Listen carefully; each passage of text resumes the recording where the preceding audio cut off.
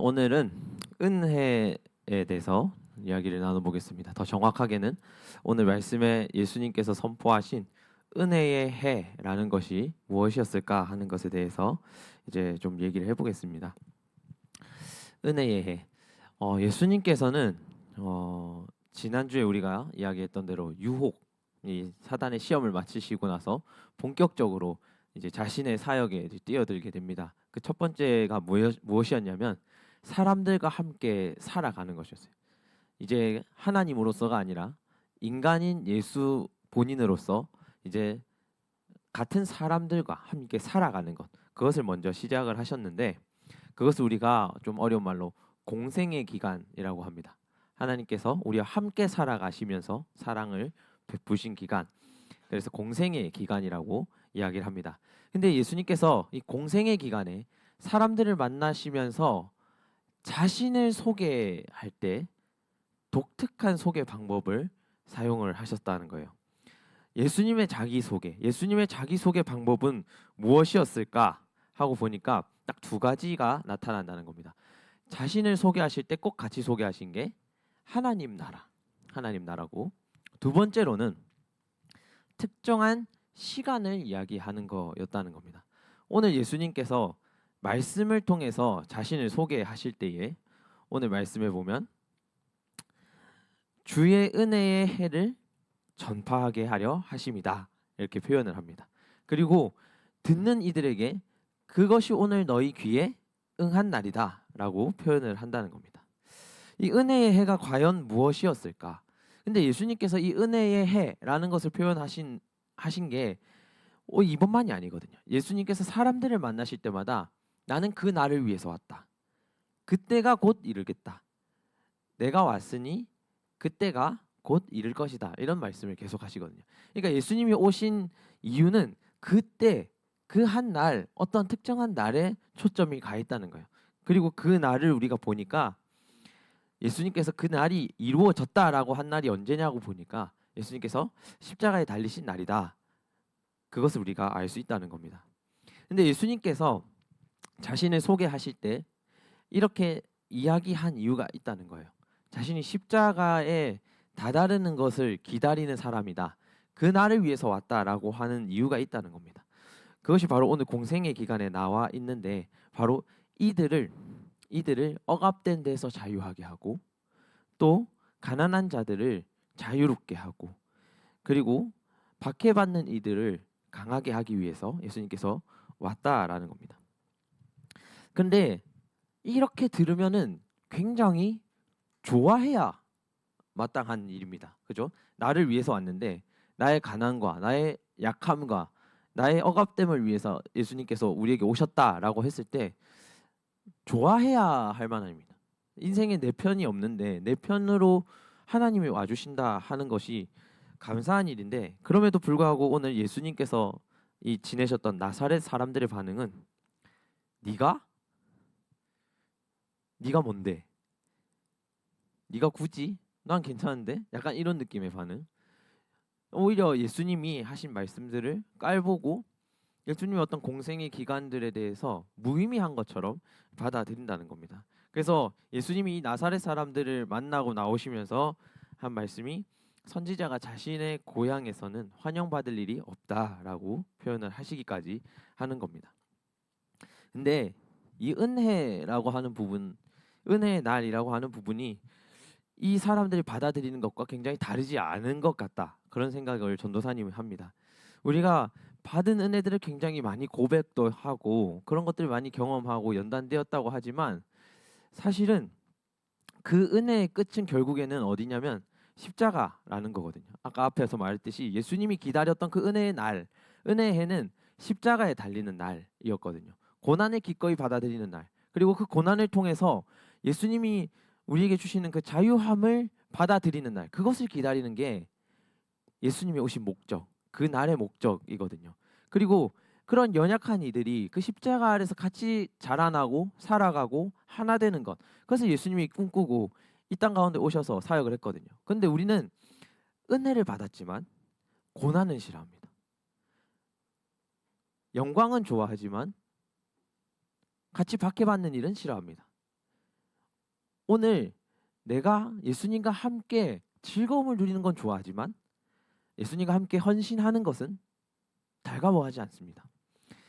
우리가 그렇다면 하나님께서 말씀하신 오늘 예수님을 통해서 말씀하신 은혜의 해, 은혜를 정확하게 누리고 있는가 우리가 다시 한번 이제 고민을 해봐야 되겠죠. 사순절의 기간 동안 예수님의 공생애를 쭉 묵상하다 보면 나오는 특징이 하나 있습니다. 뭐냐면 예수님한테 사람이 몰리는 날이 있어요. 그 날은 언제냐면 예수님이 무엇인가 먹여주는 날, 예수님이 무엇인가 치유해주는 날, 귀신을 쫓아내어주는 날. 그날은 사람들이 우르르 몰립니다. 그 능력 앞에 엄청 몰립니다. 근데 예수님이 자기에게 왕이 되어 달라고 하는 백성들에게 나는 왕이 되지 않을 거야라고 선언한 날, 그리고 내가 너희에게 떡과 밥을 주는 사람이 아니다라고 표현한 날, 이런 날에는 사람들이 우르르 빠져나갑니다. 우리 인간들은 그런 모습을 가지고 있다는 거예요. 나에게 밥 먹여주는 일, 나에게 편안함을 주는 일, 나에게 즐거움을 주는 일 앞에 우르르 몰려가는 그런 특징을 가지고 있다는 거예요. 근데 오늘 예수님이 가고자 하시는 길, 예수님이 가고 싶어 하는 길은 밥을 주는 것이 아니고 나에게 영광을 주는 것이 아니고 편안함을 주는 것이 아니라는 거예요. 오늘 말씀을 보면 누가복음 18장 19절에 이렇게 나와 있습니다. 주의 성령이 내게 임하셨으니 이는 가난한 자에게 복음을 전하게 하시고 내게 기름을 부으시고 나를 보내사 포로된 자에게 자유를 주시고 눈먼 자를 다시 보게 함을 전파하여 눌린 자를 자유롭게 하기 위함이다. 우리가 이 안에서 보면은 영광되는 자리 안에는 예수님이 하나도 가 있지 않다는 것을 우리가 볼 수 있어요. 가난한 자와 함께 했을 때 내가 부유할 수 있을까요? 그렇지 않거든요. 병든 자에게 가면 내가 편안할 수 있을까요? 그렇지 않거든요. 그들을 돌보고 그들과 함께 한다는 것은 고난을 담보합니다. 나의 불편을 담보합니다. 나에게 헌신을 담보하게 됩니다. 근데 그럼에도 불구하고 예수님은 그 날이 은혜를 받는 해다, 그 날이 은혜를 받는 그런 날이다, 이렇게 표현을 하신단 말이에요. 은혜는 정확한 표현을 하면 하나님이 주시는 선물 같은 겁니다. 우리가 무엇인가 하지 않아도 하나님께서 우리를 사랑한다는 이유만으로 우리에게 허락하시는 이득, 이점이라는 거예요. 근데 그것이 가난한 자에게 갔을 때 나타난다는 거예요. 이거는 평범한 사람의 지혜로는 도무지 생각할 수 없는 거예요. 우리에게 은혜라고 했을 때, 우리에게 선물이라고 했을 때, 이득이라고 했을 때 우리는 실질적인 재물이 나에게 떨어지거나 내게 높은 위치로 갈 수 있는 기회가 주어지거나 이런 것들을 표현한다는 겁니다. 근데 오늘 예수님께서는 낮아졌을 때 너희에게 그런 기회가 있다는 겁니다. 너희가 불편함을 감수했을 때 너희에게 그런 기회가 주어진다라고 표현을 하는 겁니다. 이 말이 무슨 말이냐면 진짜로 높아지는 길이 어디냐, 그것을 정확하게 보라는 겁니다. 가난한 자에게 갔을 때 그곳에 주님이 있다는 겁니다. 하나님 나라가 있다는 겁니다. 우리가 궁극적으로 높게 생각하는 가치가 하나님 나라, 이 땅이 아니고 하나님 나라라는 것에 초점이 가 있을 때 가난한 자에게 갈 수 있습니다. 헌신할 수 있는 자리에 갈 수 있습니다. 그곳에 예수님이 있기 때문에 그곳에 가면 높아진다는 걸 우리가 자연스럽게 알기 때문입니다. 그리고 예수님은 오늘 이 사람들에게 이 말씀을 선포하시면서 너희가 기다려던 그 은혜의 해, 너희가 그토록 바라던 은혜의 해, 너희의 모습이 너희가 원하는 모습이 아닐지 모르지만 이미 너희와 함께하고 있는 내가 그 하나님 나라를 가지고 왔다, 이렇게 표현하는 겁니다. 그런데 나사렛 사람들은 예수님의 모습이 너무 초라해 보였기에, 가난해 보였기에, 또 불편해 보였기에 아니, 너는 내가 기다리던 메시아가 아니야, 너는 내가 기다리던 구원이 아니야, 이렇게 표현을 하더라는 겁니다. 내가 기다리던 주님의 해는 당신이 보여주는 그런 해가 아니야 라고 표현을 한다는 겁니다. 이스라엘의 제도 중에는 희년이라는 게 있습니다. 희년이 무엇이냐면 50년에 한 번씩 채무를 탕감해 주는 해예요. 그러니까 예를 들어서 서연이가 나한테 한 50억을 빚을 졌어. 더 이상 갚을 수가 없을 것 같아. 근데 50년이 지났는데도 갚을 수가 없어. 그러면 없는 걸로 해주겠다는 거예요. 없는 걸로 해주는 거예요. 그리고 없는 걸로 해주는 것뿐만이 아니라 이 사람이 다시 한번 생계 활동을 할 수 있게끔 원래 자기 땅을 돌려주는 날이에요.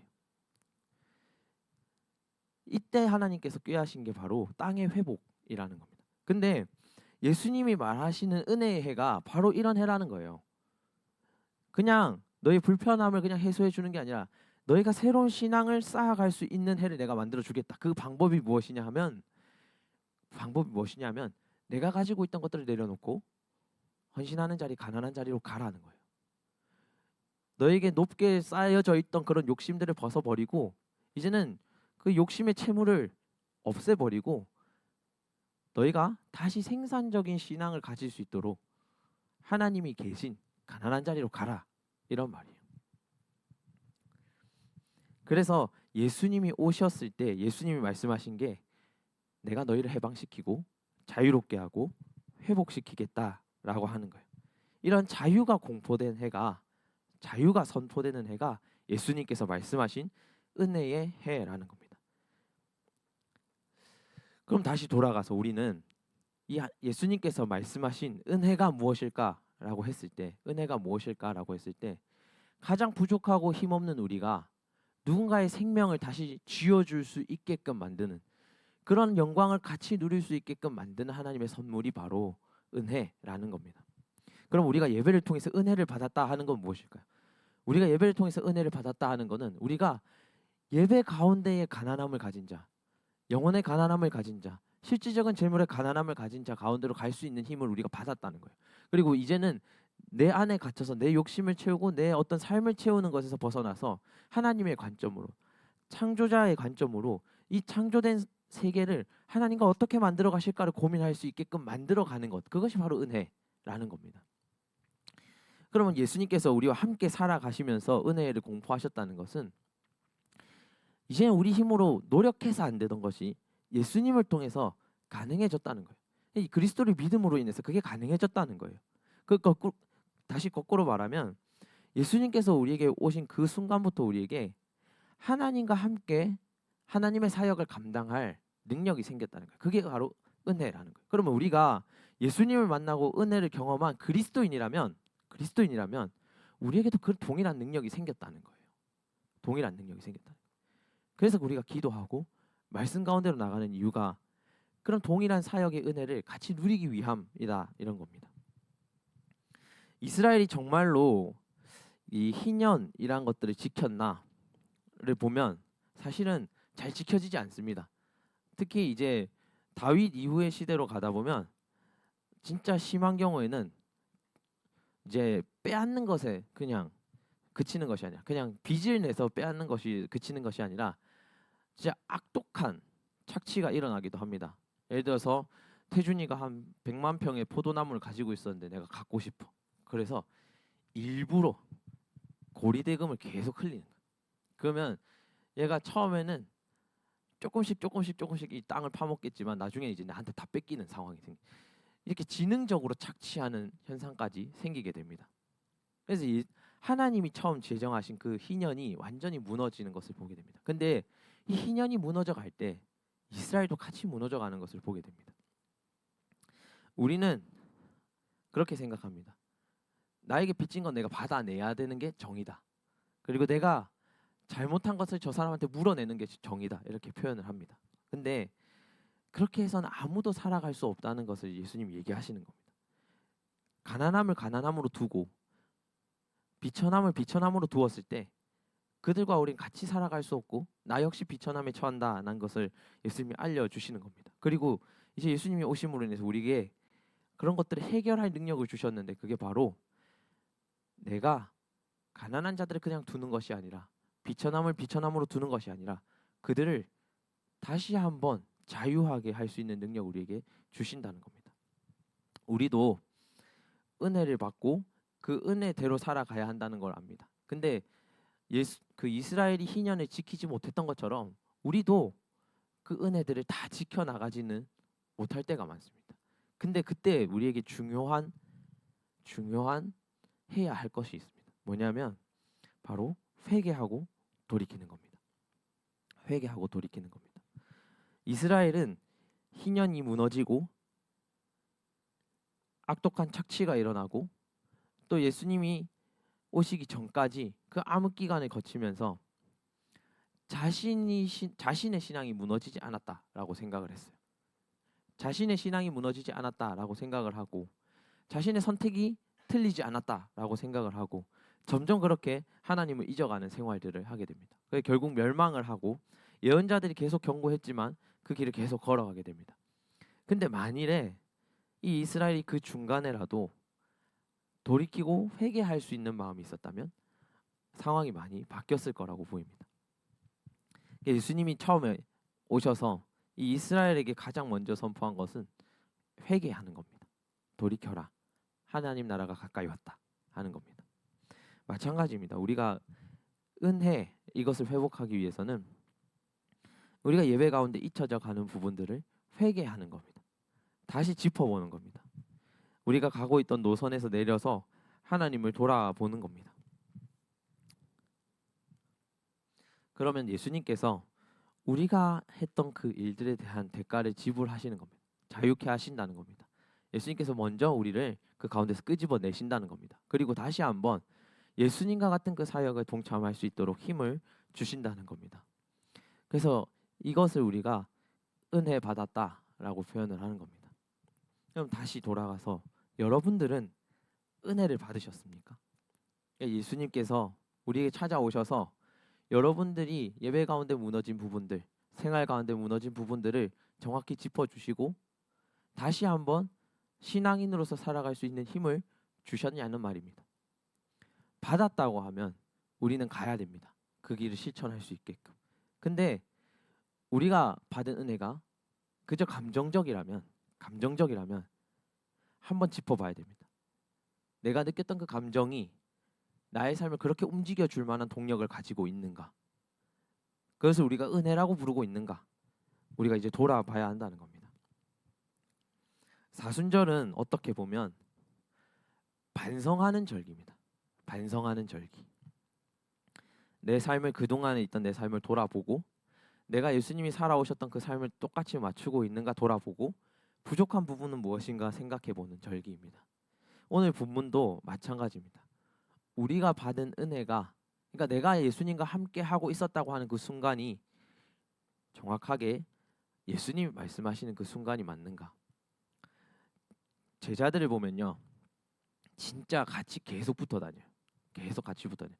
어딜 가든지 따라다녀요. 예수님을. 근데 똑같은 현상을 보지만 예수님과 다른 것을 봅니다. 근데 그것을 보고 우리가 저 사람들이 예수님과 함께 했다라고 표현을 할 수 있을까 하는 겁니다.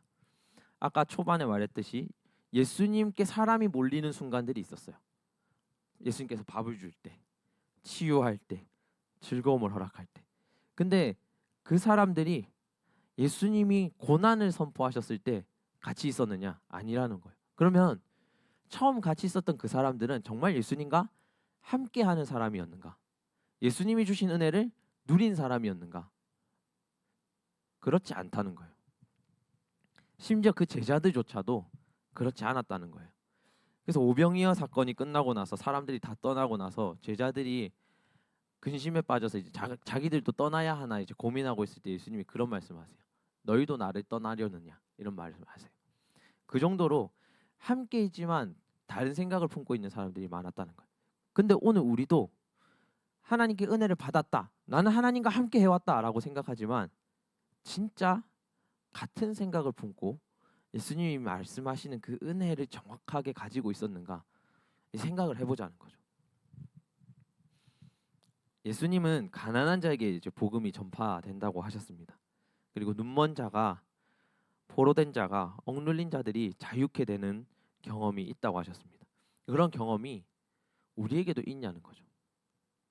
그리고 그런 경험이 우리에게 없다면 우리는 회개를 경험할 필요가 있다는 겁니다. 돌아보고 우리의 신앙의 부족한 부분들이 무엇이었는지 고백하는 그런 회개의 방향이 필요하다는 겁니다. 그러면 예수님이 우리에게 주시는 죄의 빚을 탕감하시는 일, 구원하시는 일, 십자가에 달리신 그 의미가 우리에게 생긴다는 겁니다. 그러면 우리가 너끈히 그 십자가 가운데로 같이 나아갈 수 있는 힘이 생긴다는 겁니다. 예수님 고난을 선포하셔도 돌이킬 수 있는 능력이 생긴다는 겁니다. 예수님을 발견한 나사렛 사람들의 반응은 화남이었습니다. 분노. 자신이 생각하던 그리스도의 모습과는 다른 모습, 목수라고 하는 비천한 모습, 그런 모습 때문에 예수님을 죽이려고 합니다. 근데 예수님은 피해가는 것이 아니라 그들 사이를 지나가십니다. 우리에게 이러한 은혜를 향한 담대한 마음이 있을까요? 우리가 예배를 향한 그런 담대한 마음이 있을까요? 예수님께서는 자신이 맡으신 일이 무엇인지 분명히 아셨습니다. 그날을 위해서 이들과 함께 살아가는 것. 이들의 빚을 탕감해 줄 수 있는 십자가의 사건을 내가 경험할 때까지 이들과 함께 살아가는 것. 그래서 자기를 향해 분노하고 죽이려고 하는 사람들 가운데로 지나가시고 그들 피하지 않으시고 그들 사이에 함께 하시는 것을 우리가 볼 수 있습니다. 여러분들은 예배를 통해서 나아가는 그 길 위에 있습니다. 예수님을 닮아가는 길 위에 있습니다. 그러면은 여러분들은 여러분들을 향한 어떤 핍박, 박해, 고난, 유혹들 가운데서 그것을 피해가는 것이 아니라 이것을 헤쳐가야 할 텐데 그걸 헤쳐갈 수 있을 만큼의 은혜를 여러분들 충분히 누리고 있는지 이제 고민을 해봐야 하는 겁니다. 전도사님이 사순절 동안에 이제 읽는 묵상집이 있어요. 근데 이번 주 금요일 본문이 요한복음 17장의 본문이었거든요. 근데 거기 보면 예수님께서 잡히시기 전날 밤에 기도하시던 부분이 나와요. 그 기도하시던 부분 가운데에는 여러 가지 이제 이 제자들과 사람들을 놓고 떠나셔야 되니까 자기는 이제 죽음을 맞이하셔야 되니까 우려되는 것들을 이제 하나님께 기도하는 장면이 나옵니다. 그 기도하는 장면 가운데에 하나가 제자들 그러니까 우리들 이 믿는 사람들이 크리스천들이 과연 예수님 없이도 거룩하게 구별되며 살아갈 수 있을까 하는 우려가 나옵니다. 그래서 하나님께 예수님이 기도하기를 우리가 거룩한 것 같이 이들도 하나님께서 거룩하게 지켜주시기를 구한다 하는 겁니다. 근데 참 아이러니하게도 예수님이 우려하셨던 그 우려들이 속속들이 우리 안에 있습니다. 이들이 과연 하나 될 수 있을까요? 하나 되지 못하는 모습들을 많이 가지고 있습니다. 이들이 거룩하게 세상과 구별돼서 살아갈 수 있을까요? 어떨 때는 세상과 타협하고 함께 살아가는 모습을 보여줍니다. 또 이들이 그 성령의 인도하심 안에서 잘 자라날 수 있을까요? 그 고난을 감내할 수 있을까요? 나는 이제 십자가의 고난을 받고 다시 아버지께로 돌아가지만 이들은 남아서 이제 여기서 신앙의 생활을 계속 이어가야 하는데 하나님의 사역들을 계속 이어가야 하는데 이들이 그 사역을 잘 감당할 수 있을까요? 어떨 때 보면은 그 사역들을 교회들이 많이 놓치고 있는 부분이 있다 이런 생각이 듭니다. 예수님이 우려하셨던 부분 하나하나를 어떻게 보면 우리가 참 고스란히 그런 문제들을 안고 있다 이런 생각이 들어집니다. 근데 이 예수님께서 이제 가시기 전에 하나님께 이제 구한 것이 이런 우려들이 반드시 일어날 것 같은데 영원히 살아계신 아버지께서 지금 나를 지키신 것 같이 이들을 지키시길 바란다 하는 기도입니다. 전도사님은 이 기도가 이루어지고 있다라고 생각을 합니다. 이 안에서 우리가 그 잘못을 발견하는 사람들을 통하여서 이 안에서 우리가 그 부족함을 발견한 사람들을 통하여서 그들의 회개를 통하여서 오늘 우리에게 방향성이 다시 한번 만들어진다라고 생각합니다. 그래서 우리는 사순절에 어떻게 보면 선택을 해야 합니다. 예수님의 질문을 받는 겁니다. 우리 어떻게 살아갈까? 우리 그 은혜를 받았다고 하는데 그 은혜의 해가 너한테 네 인생을 바꿀 정도의 큰 힘을 가지고 있니? 그러면 너가 이젠 내가 준 은혜의 길 말고 그 은혜와 영광의 길 말고 고난의 길도 같이 감내해야 할 텐데 그 고난의 길을 같이 갈겠니? 하는 것들을 이제 질문을 받는 겁니다. 그래서 우리는 예수님을 따라갈 것인가? 예수님을 외면하고 분노할 것인가 하는 그런 문제에 직면해 있는 것 같습니다. 사순절은 그걸 모든 순간 고민해 가는 것 같습니다. 내가 예수님을 따라서 살아갈 것인가? 예수님을 외면하며 살아갈 것인가? 주신 은혜만을 누리며 살아갈 것인가? 그 은혜를 가지고 고난의 길도 함께 거쳐갈 것인가? 그것을 이제 선택해 가는 길이 사순절의 길인 것 같습니다. 예수님이 함께 살아가시면서 우리에게 보여주신 것은 그런 불편, 고난을 은혜 가운데 기꺼이 감내하는 길입니다. 우리가 이 고난을 가지고 살아갈 때는요, 여러 가지 난처한 상황들이 생깁니다. 뭐냐면 신념을 택하자면 나 말고 불편한 사람이 생겨요.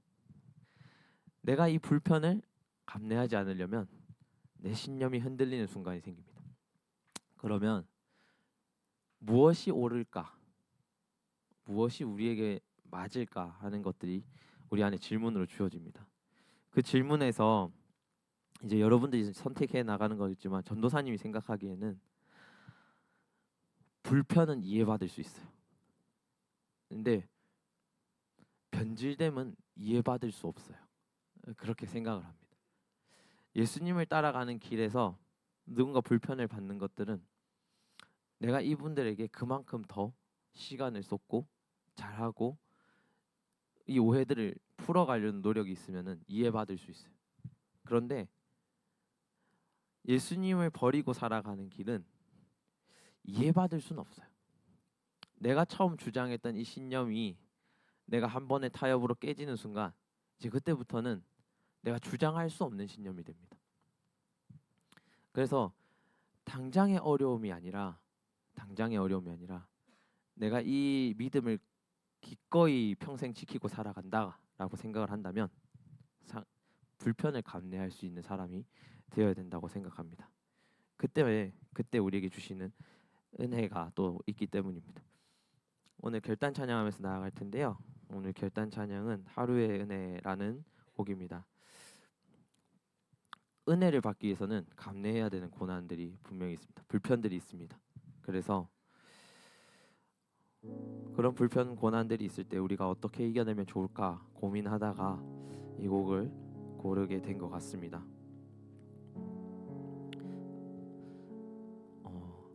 누가 그런 말을 했다죠. 왕관을 쓰려면 그 왕관의 무게를 견뎌라. 하나님의 자녀로서 살아가려면 그 무게가 분명히 필요합니다. 인간으로서 대접을 받고 살아가려면, 그러니까 인격체로서 대접을 받고 살아가려면 그 격이 필요합니다. 마찬가지입니다. 그리스도인들로서 대접을 받고 싶으면 그리스도인의 격을 갖춰야 합니다. 그 격이 무엇인가 하니까 남들이 흔히 감내할 수 없는 고난을 감내하는 걸 보여주는 겁니다. 어제 3040 수련회가 있었어요. 그 30대 40대 부모님도 오셔서 이제 수련을 하는데 강사 목사님이 예화 중에 한 교사의 이야기를 얘기해 주셨어요. 뭐냐면 자기 자녀가 새로운 지역에 가서 거기 교회를 나가야 되는데 그냥 일단 아무데나 좀 눈에 띄는 데를 보내신 거예요. 근데 하루 보내고 이제 다음에는 이제 다른 교회를 이제 가보려고 같이 이제 데리고 다른 교회를 간 거예요. 근데 처음 갔던 그 교회의 교사분이 애가 안 오니까 애 집에 찾아가서 3시간을 기다렸대요. 겨울에 엄청 강추위였다고 하는데 몸을 덜덜 떨면서 3시간을 기다렸다고 하는 거예요. 근데 그걸 보니까 나는 다른 교회를 가서 이제 목회를 해야 될지라도 저분은 있는 교회를 보내야겠다 이런 생각이 들었다고 합니다. 근데 그냥 그 상황이 감동적이어서였다라기보다는 전도사님이 생각할 때는 그 목사님이 그분을 보고 진짜 저분은 그리스도인이구나 생각을 했던 이유는 그 한 생명을 보고 기꺼이 그 어려움을 감내할 수 있었기 때문이 아니었을까 생각을 합니다. 모든 어려움을 여러분들이 받아들일 필요는 없습니다. 근데 중요한 건 그 어려움을 감내했을 때 그 영혼을 구할 수 있다면 감내하는 것, 그것이 바로 예수님이 말씀하시는 고난을 감내하는 것입니다. 여러분들이 그런 은혜를 누릴 수 있는 시간들이 있기를 원합니다. 우리 결단 찬양하면서 예배를 마쳐 보겠습니다.